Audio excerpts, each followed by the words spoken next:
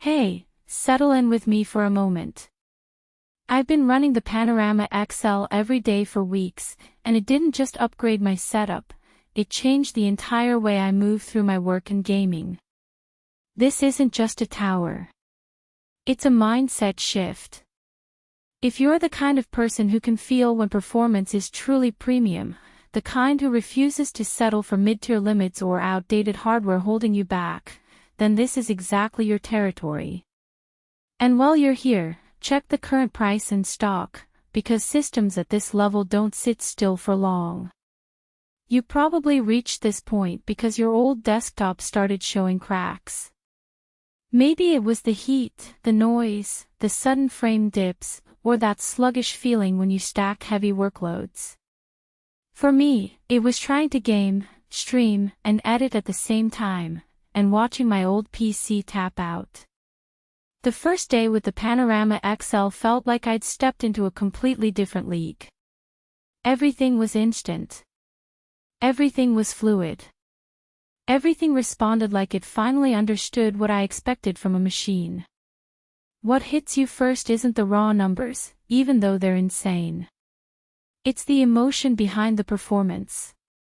The way games open with this buttery smoothness, how the world loads without a single hesitation, how multitasking feels almost too easy. Once you experience a system built with this kind of force, it ruins your tolerance for anything weaker.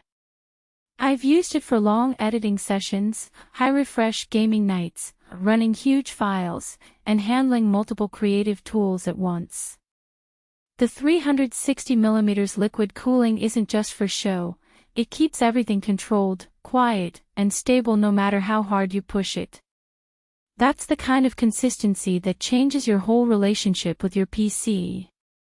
Before you scroll away, seriously, don't wait for sudden stock dips or unpredictable price spikes. High-end builds with this balance of CPU and GPU tend to disappear fast. If you're thinking, do I really need this much power?